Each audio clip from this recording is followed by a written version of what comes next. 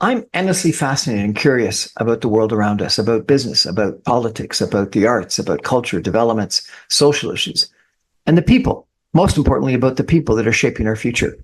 Every night, I get the opportunity to have conversations, to dive into conversations with thought leaders, with change makers, entrepreneurs, politicians, and everyday heroes who unpack the ideas and stories that I think matter to all of us. What's the future of our economy? What's the future of our country? How do we build stronger communities?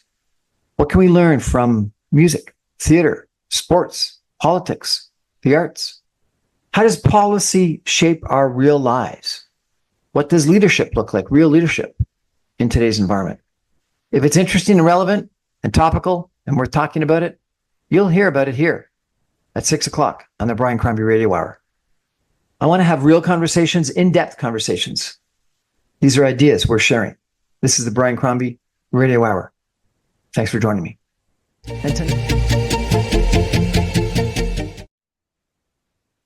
Good evening, everyone, and welcome to the Brian Crombie Radio Hour. We've got a fascinating gentleman, Rafal Rohozinski, with us tonight. He's got an unbelievably interesting career, and he's going to talk to us tonight about AI in numerous different stages as competition and as sort of trade warfare, and then also potentially as warfare. And it's going to be, I think, an interesting background to all of our discussions about AI sovereignty and what does AI mean, and how does AI change trade? How does AI change military efforts? And frankly, how does it change everything? Rafal has got a very interesting background. He started in the 1990s working on counter-nuclear proliferation in Ukraine, effectively finding former nuclear weapon scientists and connecting them to this thing called the internet. And then in the 2000s, he started working on how the internet is going to connect with society, and he worked on a project called OpenNet Initiative between the U of T and Harvard University. And then most recently, for the last decade or so, he's been working with the SecDev group, which is 20 years with the World Bank and then the United Nations. But SecDev is really focused on digital and cyber risk. We'll go through his background in a little bit more detail later on. But you've got some pretty provocative articles that you've been writing. What's motivated you to do this, Rafal? Well, to be honest, Brian, it's accumulation of things. One, as you said already, I've been involved in this game for almost 30 years, and probably unlike other people in the tech industry, I haven't been sitting in Silicon Valley. I haven't been sitting in North America just on the business side, but I've actually been in places like Rwanda, Uzbekistan, Iran, seeing how this technology has transformed people's lives, for the better and for the worse. And for the most part, it's brought people what you might call agency, the ability to take charge of their lives and make differences. Suddenly, you are no longer an isolated farmer in Rwanda, but you're someone who can access, the archives of MIT or Harvard and actually make things happen with cryptocurrency. It's not just networking people and communities through social media, but it's actually moving money. So to some extent, for me, that is the background that I have. I think what I've seen, though, in the last year and what motivated me to write these articles is the fact that what we previously saw as a global public good, whatever Silicon Valley created somehow was benefiting all of mankind, now suddenly take a darker turn. It's becoming nationalized. It's becoming the interest of the state to control this technology. And I think what we're starting to see now is exactly what we saw in the last century, where energy became, in Lenin's terms, the commanding heights of the economy. Whoever controlled energy basically controlled everything else. That is now true of IT. He who controls IT, and in particular AI, essentially controls not just the digital economy, but the global economy. And as a Canadian, seeing that impact on us motivated me to actually raise some awareness around that. And in this article that you wrote, that you sent me a year or so ago, you talked about Trump using AI as trade warfare, and that we desperately needed a digital sovereignty strategy in Canada. Is that correct? Yeah, actually, it was a bit sequenced. I mean, the first article that I sent really pointed out the fact that we are a digital dependent nation. We are essentially tied to the US in ways digitally that we aren't in any other kind of way. For example, more than 80% of our email traffic transits the United States, doesn't go end to end in Canada between Prince Edward Island and Vancouver. More than 90% of our desktops, meaning the computers that we work on, connect to the US cloud. Um, our data centers across government, more than 70% depend on AWS Azure, non-sovereign resources, ones which we do not control. And unlike, for example, trade sanctions or tariffs against agriculture or car production, where at the end of the day, the grain is still in the fields and the factories are still in Windsor. If someone turns off access to the US cloud, we're cooked. We have no plan B. Is there an option? Is this different than other countries? Is France, is the UK as reliant on U.S. technology, U.S. cloud? Yeah, and that's simply because of the fact that globalization has made us all dependent upon the most efficient access to IT, which is being provided by Silicon Valley. And that worked, Brian, really, really well for 20 years. But now the tide has turned, and countries like England, countries like the UK, Germany, and Switzerland in particular, are investing billions into building sovereign IT infrastructure. Everything from data centers to, in the case of Switzerland and Germany, AI infrastructures, which are sovereign and not dependent on Silicon Valley anymore. There was an article in the paper this weekend that said that the whole AI boom is leaving Canada behind. That the AI, the data center, the chip, all that kind of stuff that is fueling the U.S. stock market, U.S. companies, is just not here in Canada at all. Why? Well, it's not entirely true. I mean, the Carney government has done a lot in terms of putting a focus on the fact that AI is an important investment area. In fact, just last week we had Canada's AI strategy announced, which put considerable dollars behind investment. Problem in Canada is this. We lead the world in terms of high technology research. About 10% of the talent in AI right now is produced by Canadian universities, Canadian research community. Same thing goes for quantum.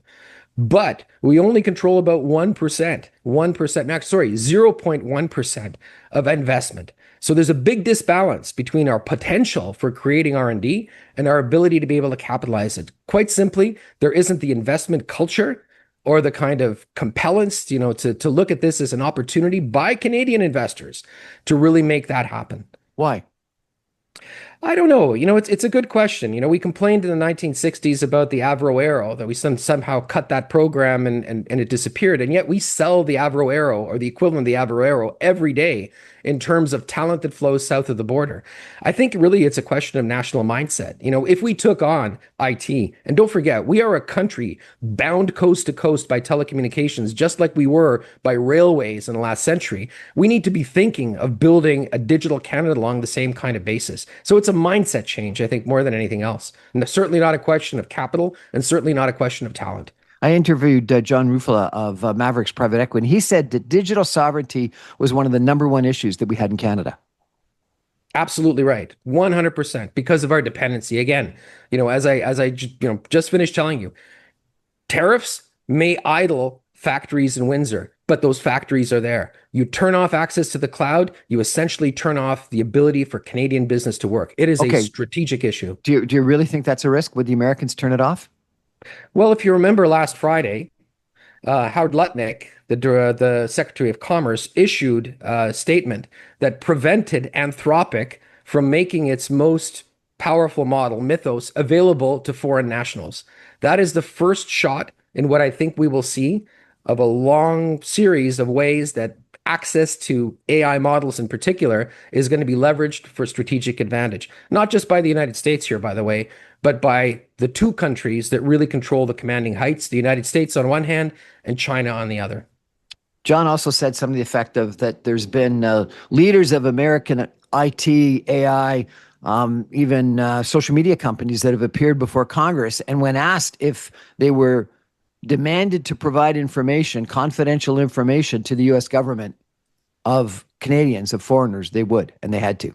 Well, absolutely right. There's something called the Cloud Act that compels them to do so. And it compels them to do so not just in the United States, but anywhere their companies operate, which means ipso facto that if you are a Canadian institution that uses a US-based cloud provider, then your data at the end of the day can be accessed by the US government under its rules and under its legislation with very, very little recourse. So what do? We got to build our own Facebook. We got to build our own cloud. We got to build our own AI companies. I think we need to be smart in terms of our investments. I mean, we're not going to compete with a Facebook or an Amazon or any of these other kind of hyperscalers. I mean, the reason simply being is that their market capture as it exists right now, their capitalization, it far exceeds that what we can. But I think, a lot of people misunderstand what AI is. AI is not just the large language models, the frontier labs, the things that we use every day, whether it's Claude or Open or Chat GPT to answer random questions from how do I read my spreadsheet to where I should go to have a good dinner. But the future is actually in something different, and that's tailored models which are meant to do one thing but do it really, really well. So imagine an AI that does nothing but read your MRI, or an AI that is uniquely, exquisitely trained on data about agriculture in Saskatchewan, such that it can inform farmers there what to plant, when to plant, and how to do it. These small language models, and most importantly, highly curated data sets, ultimately, like politics, are local. And those are areas where I think Canada can lead. Right now I'm also the co-chair of the Canadian AI Sovereignty Innovation Cluster, which is an organization that represents a growing number of small and medium enterprises, actually large enterprises also, that are AI producers in Canada. And in our count right now, there's about 800 companies in Canada that do AI in a variety of different ways. Interestingly enough, they cluster in two areas of competency right now. One is defense and security, which you would expect given the investment the government is putting into that area. The other one is healthcare. And if you think about it, AI applied to healthcare in very specific ways has a very, very, very long tail, both in terms of the benefit that it brings into society, as well as the ability to build something that's unique and not necessarily trained on the corpus of internet slop like most of the frontier models have been up to date. Can you tell us a little bit about, you and your background in this? You spent 20 years, I understand, with the World Bank and the United Nations, and that you were working on digital and cyber risk, and you helped develop open source enterprise for U.S. Special Operations Command, but then also for intelligence support systems in Bangladesh and Central Asia. Like, what a Yeah. diversified, varied background. Tell me about it, please. Yeah, it's kind of a bit of a consequence of history. So as you mentioned, I started off in the 1990s under a U.S. government program on effectively helping to identify former weapons scientists in order to prevent them from, at that stage, emigrating to places like Libya and North Korea. Because don't forget, when the Soviet Union collapsed, weapons scientists, which previously were at this sort of elite level, suddenly were earning less than the person selling Snickers bars at the on the corner of the street corner.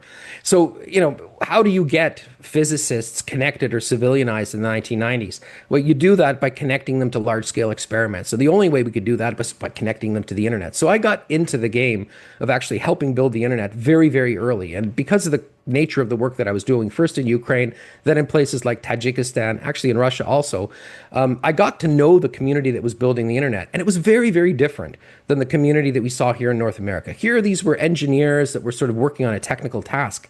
In places like Russia, Ukraine, Tajikistan, later in places like Rwanda or Indonesia, these were people that were trying to solve everyday problems of life. How do I get access to education?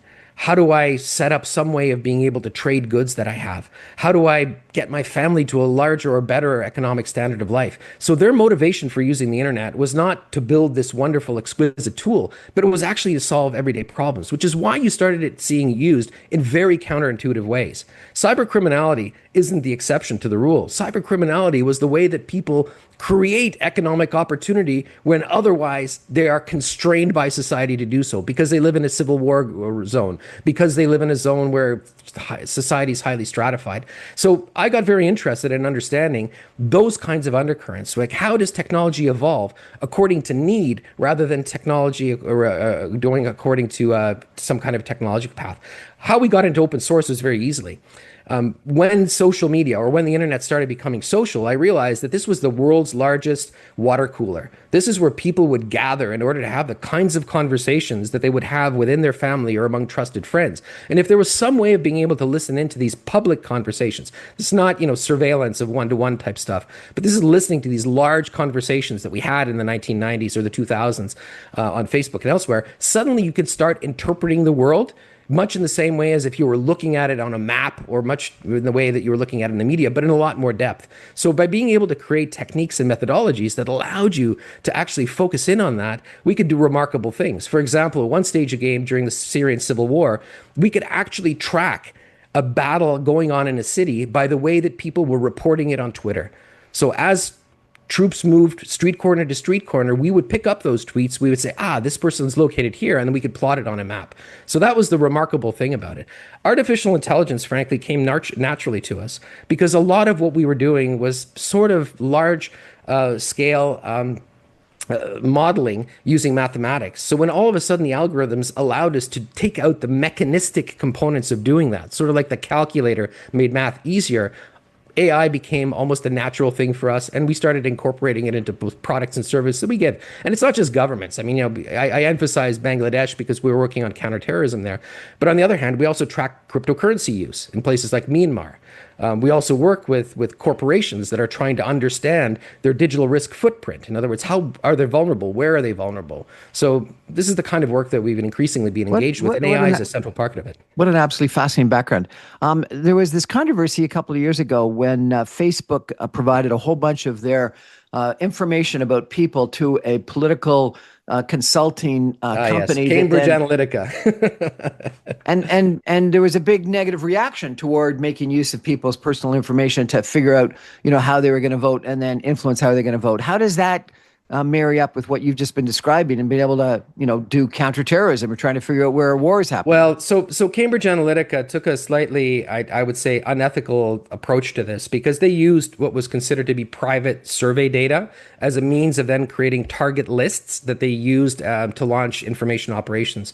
The way that we do it, and the way that I've always sort of been very clear about it, is using it as like a public health approach. So it's a little bit like public health agencies that are trying to understand where patient zero is and how they would influence a larger population, where we anonymize essentially the person and rather look at the patterns behind the messaging. So for example, we look at volumetrics. When do messages suddenly start to increase in volume in a particular location? When do the narratives start going into a particular direction? So we always protect the individual that, from whom that information may be drawn. We drop that, just like is the case within public health work, but we focus on the patterns that are visible from those large scale conversations. And again, we don't use any subterfuge. Everything that we are able to look at is essentially publicly published data that's out there. In other words, that there's a implicit consent that this is meant to be for a public audience. So we never use conversations from closed groups or closed communities. That's completely off bounds.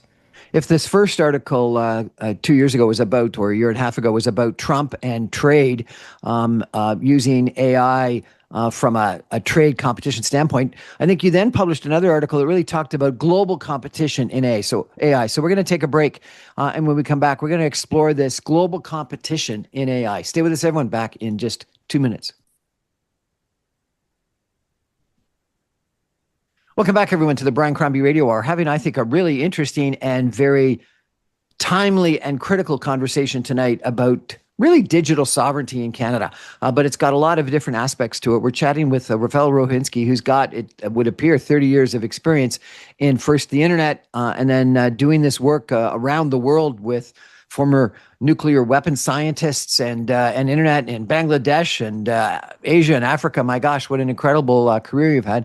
But lately, both with the World Bank and the United Nations, and now with an organization here in Canada, a couple different organizations here in Canada, really thinking about the threat AI can be to Canada if we're not playing a role. And so you wrote an article a little while ago that I think was really about how you were worried that President Trump and the United States would be using trade sanctions of AI to compete. And then you wrote another article that was really about how we're now in this global competition, almost like an arms race in AI. Tell us a little bit about that argument, please, sir.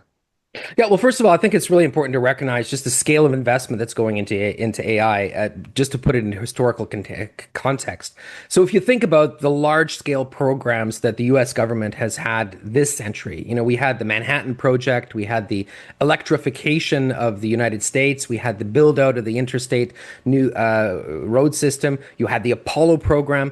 Well, if you took all of those things together, and concentrated them into 2 years, you would have less than what is currently being invested into AI.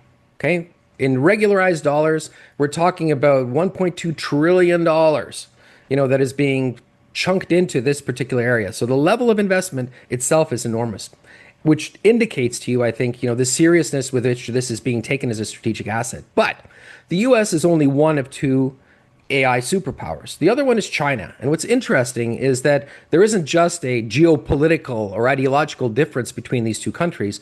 There's also a fundamental difference in the way that they're approaching essentially building out that global reach of AI. The US is basically the hyperscaler model, where everything is centralized at the core and services are rendered at the edges. In other words, there is no national AI in that model. Basically, you are a client of a large mothership, whether that is Anthropic, whether that's OpenAI. But basically, that's the model that they have. And that's the model that the IT industry in the US has had for the last 30 years, whether it's Microsoft or others. Chinese model is different. If you ask a Chinese businessman to show you their AI, they're not going to point to the cloud. They're likely to point to a computer in the corner. And that's because the Chinese approach is to publish open source, open weight models and tie them to hardware. Now, that is hugely attractive for emerging economies who don't necessarily want to become clients of large US corporations because they fear exactly that kind of sanction regime that we felt and I was talking about earlier. So for them, Chinese AI represents something that they can tangibly own. It's a box in the corner. It's a model that they can own and they can train. And that, I think, is a huge disruptor because that assumption of US dominance, just because the frontier models are so good and so exquisite, no longer necessarily holds true as a competitive advantage, where the fear of sanction, the fear of being cut off, may compel countries in the emerging economies to go in another direction. And I think, for Canada, that's also a lesson. We're not going to build the next frontier model here anytime soon. But we can certainly use open weight models a lot more effectively than simply going on with this dependence we have on the US. That's not to speak that we should become a client of China, and I'm not advocating that. But I think looking at this alternative approach and understanding that we're in this global competition is really, really important. So this is fascinating. Let me ask you an organizational question before we get to sort of the more important national question. But, I've been at 3 conferences recently in different segments of my business life. Each one of them have been encouraging companies to develop AI and how critically important it is. One is an example, a hotel conference where they're talking about people no longer sort of going to websites or going to Google to try to figure out where they're going. They're asking ChatGPT, and ChatGPT is mining recommendations and references and other people's comments from, I guess, a whole bunch of different things to recommend hotels, travel, restaurants, etc. And so therefore they're saying you got to be on AI and you got to have AI, but it's all going to be US based. So Canadian companies that are thinking about really focusing in the next year on developing an AI strategy, should they be doing it on ChatGPT or Anthropic, or they should be thinking about one of these Chinese companies that you're talking about? Well, I mean, I wouldn't recommend the Chinese companies for reasons other than the fact that they happen to be a good alternative technically. I think there is also an ideological and political component that I think we need to be very, very cautious of. That China is also an expansionist country with its own interests, so substituting one dependency for another is not necessarily good. But as I mentioned in the earlier segment, I think looking at small language models in particular, in other words, highly trained derivatives of large language models that do one thing but do it well, whether it's being a chatbot for hotels, whether it's being a lookup agent for Metro Toronto commuters, or whether it's in the medical field for assisting with drugs or interpretation of MRIs and X-rays. That's really where the money is. There's a phenomenon also that a lot of people don't recognize that actually affects the entire AI industry, but frontier labs more so than others. And this is something called the Habsburg AI problem. So if you remember in history, prior to the First World War, the Habsburg Empire was one of the 3 great empires in Europe, controlling large amounts of land in southeastern Europe, immensely powerful militarily, economically. But the family that ran the Habsburg Empire, the Habsburgs themselves, became inbred over time. Essentially, they became less capable intellectually. So as a result, this large empire, which on the outside seemed to be economically and militarily strong, had a weaker and weaker leadership. And it's the same thing that's true, unfortunately, with AI. AI models are getting better and better. But because of the fact that they are now ingesting synthetic data, in other words, data that's already been created by AI, their ability to become more accurate actually declines over time. They effectively have the same problem of declining intellect as the Habsburgs had in person. 2023 is a really important year, and you need to remember this, Brian, because 2023 is the last year that you could be certain that a piece of data was not created by AI. That's the last year that we could have confidence that you're not ingesting synthetic data. That's a problem for you and I on a human level of certainly just being able to ascertain what is in reality and what isn't reality. But for AI models, it means that it becomes really, really challenging because what they may be using for their reasoning may not necessarily be accurate data anymore.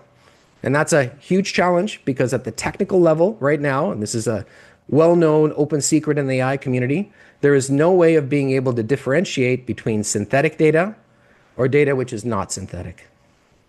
I understand there's also an issue with what they call focusing on weird populations, weird being Western, educated, industrialized, rich, and democratic, that we don't have large language models that really take in the world. They only take in people like you and I. That's partially true, but partially not true. I mean, it is a consequence of the fact that the training data that was initially used for large language models was harvested from the open internet. But for example, and here's where the asymmetries change. Take a look at countries like China or like India, which have huge population bases. If I was to be training an AI specifically on medical data, where would I go? Would I go to Canada, 38 million people, the US, 250 million people? Or would I go to India, 1 billion people? My sample size is a lot larger. So I think that is a little bit of a red herring, what you stated earlier, that I think in the future, any kind of AI models are going to be trained upon the populations and the data sets where they try to give you the most provenance, at least from that point of view. I think the challenge that we've had is a little bit different, and that is AI and disinformation. As formal news channels, places like the New York Times, CNN, or Fox, no longer allow AI to harvest information from their sites. What you've seen is clever actors like Russia and like Israel creating hundreds of smaller fake sites, if you like, that propagate messages that are aligned with their politically. Those end up getting harvested by the frontier models and ingested so that when you ask queries of those models about something to do with Ukraine, you're just as likely to get a more Russian interpreted answer than you are to get one from a more credible news source. So that issue is definitely an issue. That's fascinating. Is that where hallucinations come from? Where I never understood. They make up cases, they make up stories. Where do hallucinations come from? So hallucinations is a little bit different. At the end of the day, any AI system is a probabilistic system. In other words, it tries to mathematically tell you how it gets from A to C. And if it doesn't know what B is, it's going to synthesize B. It's going to create any number of variations of B that gives an explanatory path between A and C. That's what hallucination is. It's essentially synthetic data that provides an explanatory path. But because these are large language models, and because they are looking for probabilities that give in language a possible explanatory path between these 2 points, they end up being essentially made up facts, or, in the Trumpian terms, alternative facts as a way of. But they're actually coming up with cases, legal cases, that lawyers are reading and referencing in their affidavits and because these are fake cases. Because these are probabilistic cases. In other words, it reasons that this would be a reasonable way of being able to explain whatever it is that's being put in place. But I think, look, over time, we're going to see less and less hallucination in the way that we're describing it now, but more and more simply data that is incorrect coming in, shaping the reasoning of these systems on the way out. In other words, it's no longer hallucination, but it's essentially a kind of a disassociation all the way through the chain. I've called it Habsburg AI, but if you look into the literature around AI, people call it model collapse, where in a sense that recycling of synthetic data makes these models ultimately less a reflection of any kind of verifiable reality than they could be. I read this article that said that there is a common problem. I think they referred to it as the Collingridge dilemma, that said that over time, repeatedly, it's very difficult to estimate a technological impact until it's too late. And so therefore regulating it or controlling it or influencing it becomes very impossible. What do you think about that? Yeah, I think that's true to a point.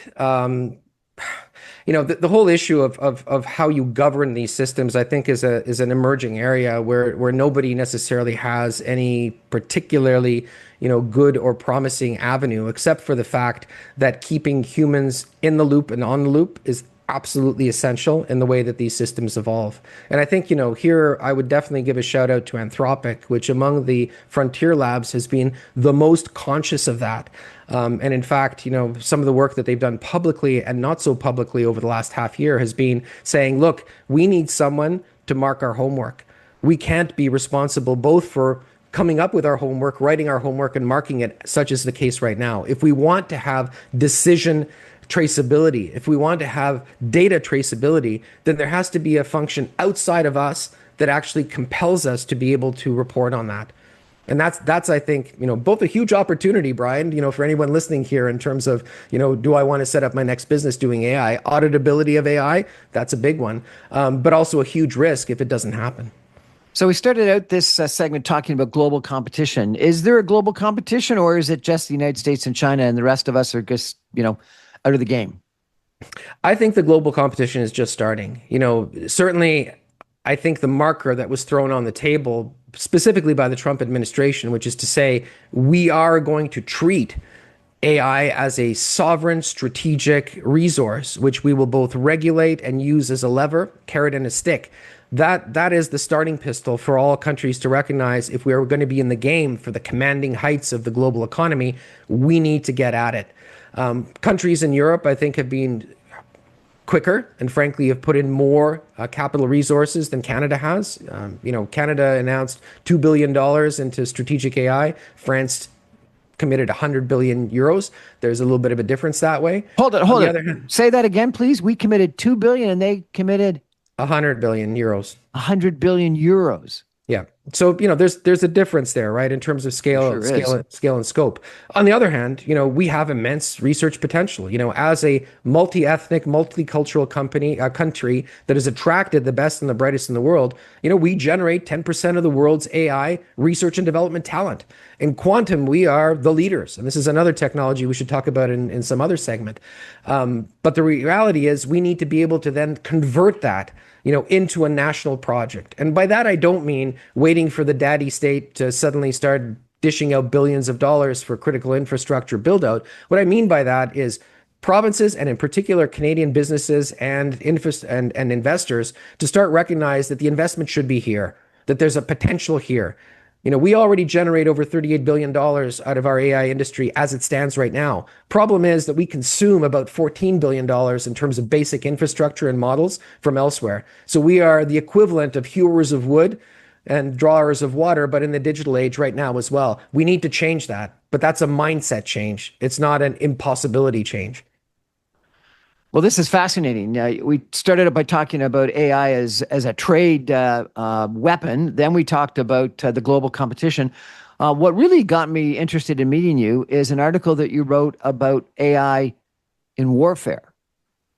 That was interesting and frankly very scary. Let's take a break for some messages, and we come back. Let's talk about that. Stay with us, everyone. Back in 2 minutes.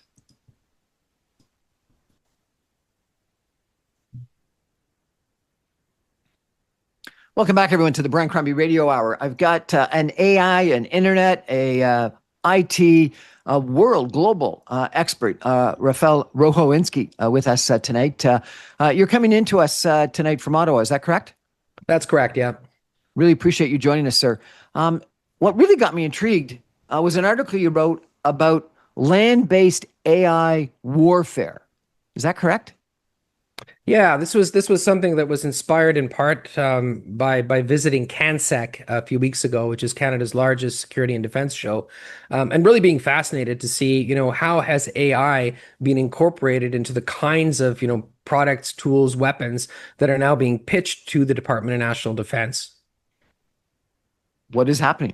What's your concern? Well, I mean, a couple of things. First of all, it's pretty clear that warfighting has been absolutely upended in the last 5 years by the emergence of low-cost drones and AI. If we take a look at the turning tide of the war in Ukraine right now, it's pretty clear that Ukraine has been able to stand its ground against a much, much larger, better equipped adversary at least 4 years ago because of the fact that it's mastered the way that drones, autonomous systems, meaning systems that essentially do things by themselves, and most importantly, intelligence systems are now able to put weapons on target in a very personal way. I mean, as of last month, 31,000 Russian soldiers were killed. And most of those were killed not by artillery, not by small arms fire, but by drones, literally flying landmines that entered their command posts, blew up their vehicles, or in many cases went after individuals. And there's some pretty awful footage that you can see of drones literally going after individuals. And in your article, you were suggesting that the next stage is going to be land-based? Well, no. So, what I was suggesting in my article is the fact that this is the future of warfare, and that the impetus is really more and more to give autonomy to these systems so that the humans are no longer doing the mechanistic tasks, the things that need to be done in order to get the weapons on target. This was, demonstrated, has been demonstrated in the way the IDF has been using a system that was developed by them, but also with the support of Palantir, something called Lavender, where effectively sensors identify a target, suggest the weapon that should go on the target, and what it takes is simply an operator looking at it and saying, yep, pushing a button, and the weapon's away. More and more, however, the impetus is to just let the weapon make the decision on its own. And there's a big ethical dilemma there. If you look at it, in any war, technology has been transformative. First World War, it was machine guns and poison gas. But the one thing that always I think is part of the human quality of war is it's not just going after the adversary, killing them, destroying their will to fight, but it's also the quality of mercy, the ability to know when not to pull the trigger as much as when to pull the trigger. And the more and more we go into the area of giving these systems, whether these are drones or ultimately whether this goes up to the level of strategic weapons, nuclear weapons, autonomy to act on their own, the more that quality of mercy, that moment of restraint, that pause to say, is this the right thing to go, disappears. And there's a really interesting case. In 1983, a Soviet Air Force officer, Lieutenant Colonel Stanislav Petrov, was sitting at his console, looking, basically monitoring the environment. And he saw what all of his systems were telling him was incoming nuclear weapons from the United States. All of his systems said, this is a real attack. His option at that stage would have been, this is a real attack, it needs a response, and immediately triggered the nuclear response chain. But he took a pause. He said, this can't be happening. Everything tells me this can't be happening, even though the systems are telling me that they can. And he refused the command to give the command. Petrov was basically the human firebrake in an automated system. And what I fear is, as we're moving into, as there's an impetus to incorporate AI into all aspects of warfighting, we're taking that Stanislav Petrov moment out of the chain with very, very, very unpredictable outcomes. That's fascinating. I haven't heard that story before. Why were all his systems wrong? Technical error. The same thing actually happened to NORAD, not so consequentially, when they mistook a flight of geese for, again, incoming ballistic missiles. So these systems are not infallible. What? They mistook a flock of geese for incoming missiles. Radar signature was indicating that. So this is not an isolated case, but in the case of Petrov, it was particularly consequential, which is why it's really gone down in history as a very important lesson. So I had thought I knew that there was a system in the United States that once the U.S. military had decided a target, it had to go to a separate organization that would evaluate whether that was ethical or not. You're saying that no longer exists? Well, okay. So this is a little bit more complex than that. In the U.S., there have always been legal advisors, something called JAGs, that sit beside every commander, through which there has to be a legal determination, whether it is a legal order and whether effectively an answer a response doesn't cross over or transgress conventions of war crimes, essentially. Under the Trump administration, first of all, that's been mostly removed. In other words, a lot of the JAGs have been removed out of the system under the reforms that Hegseth has brought in. But more importantly, is a lot of the functions that would effectively happen before they even went up to the JAG. that targeting decision, intelligence to targeting, now is being done by machines. And increasingly, those machines are AI machines. So there's a program called Program Maven, which you can now read about. There's a really interesting book that's just come out in the last few months that effectively is describing how AI has now moved into the core of what warfighting is for the US military.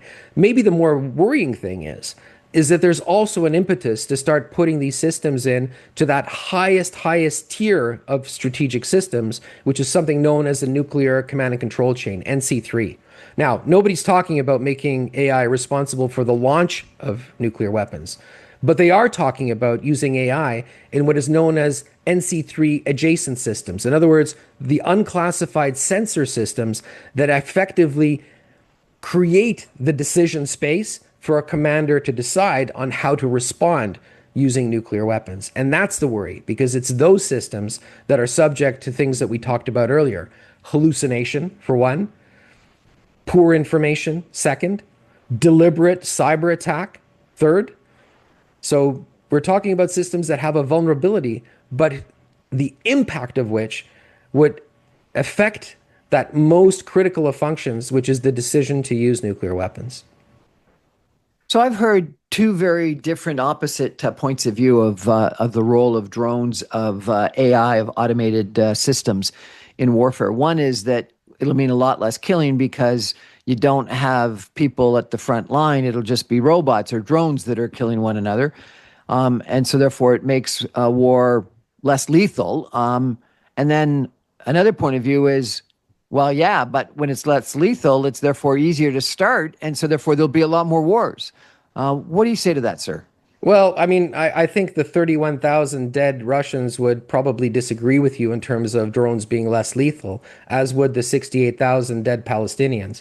I mean, these are wars that are now being fought with the U.S. use of AI, and I don't think that there's been less killing as a result of it. I think, in fact, there's been more killing as a result of it, simply because of the fact that overwhelming force can be brought to bear in a way that effectively leads to death as opposed to wounding or simply destruction of infrastructure.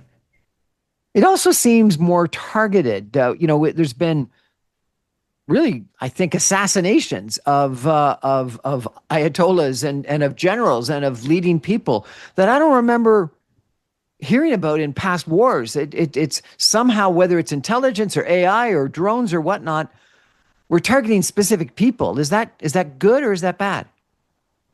Well, I mean, I think it depends on what side of the coin you sit on.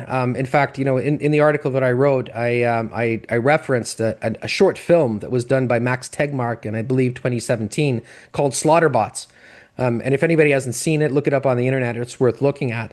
Where again, it's a defense contractor that is basically promoting the fact that they've designed personalized slaughter bots. In other words, personalized flying landmines that will only kill one individual.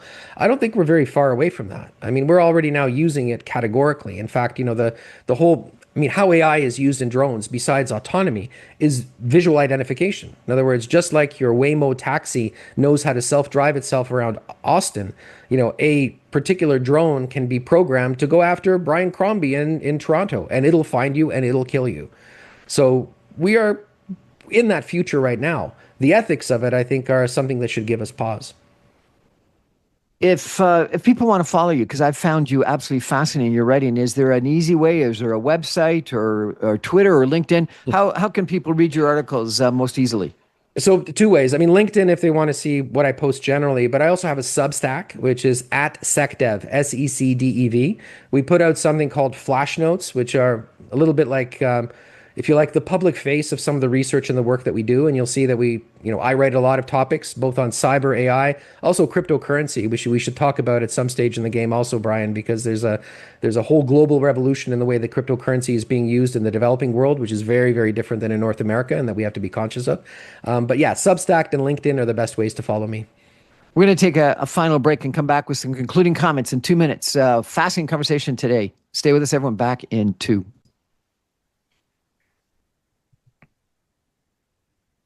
Welcome back, everyone, to a fascinating conversation about AI and how it's changing our lives or changing our worlds, etc., with Rafal Rohozinski.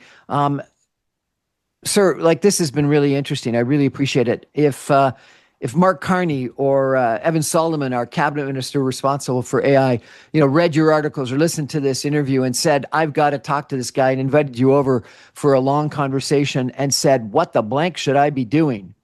What would you tell them? Well, I mean, look, first of all, I think we need to understand that this is a global competition over the future economy and not just the digital economy. Last year, the global GDP was about $117 trillion.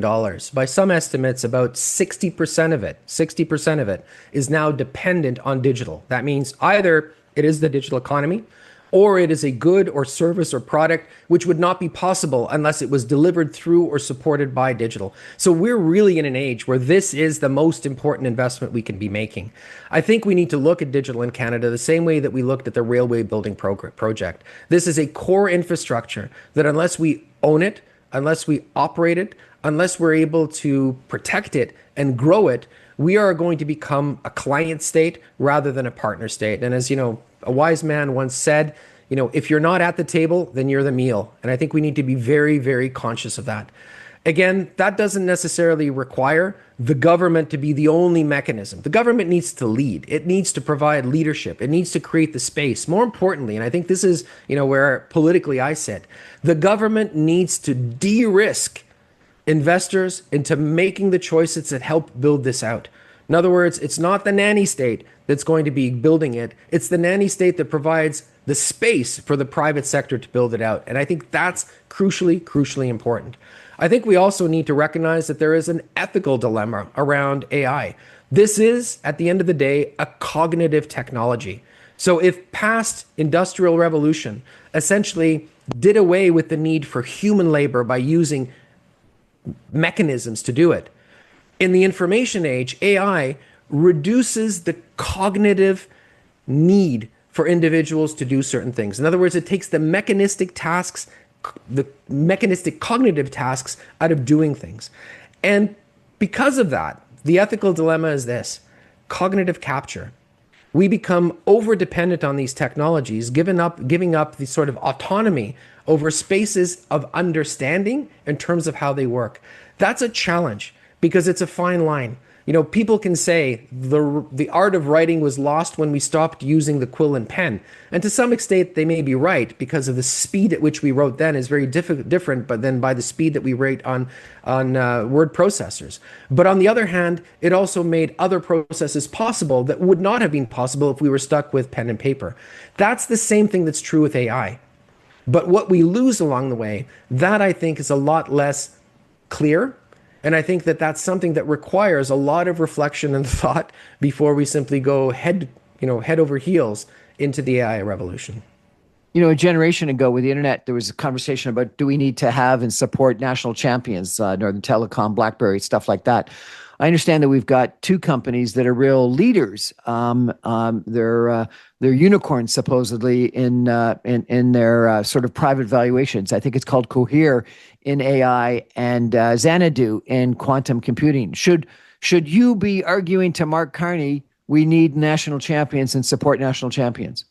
I think so. I don't think there's any reason why we wouldn't want to do that. In fact, I think, as Canadians, we've been far too modest in recognizing that there are certain industries where we do want to build up an expertise to be able to market to the world in a competitive kind of way. And whatever we can do to make that happen, I think we should do that happen. Again, that doesn't necessarily require government investment to do that or government programs. It needs government to de-risk things. I mean, some of the things that have been very successful in helping build unicorns elsewhere, forget about Silicon Valley for a moment, things like setting up special economic zones or tax-free zones where it's possible for industries to have a tax holiday for 5 or 10 years if they're willing to take the risk to build out an industry that doesn't exist anymore or doesn't exist. Malaysia's done it successfully. Ukraine has done it successfully. In Canada, we actually have a really unique opportunity to do that. And that is, with the current status of Indigenous lands, they effectively have the same kinds of powers as a special economic zone would have in other countries, except it's being cast in a slightly different way.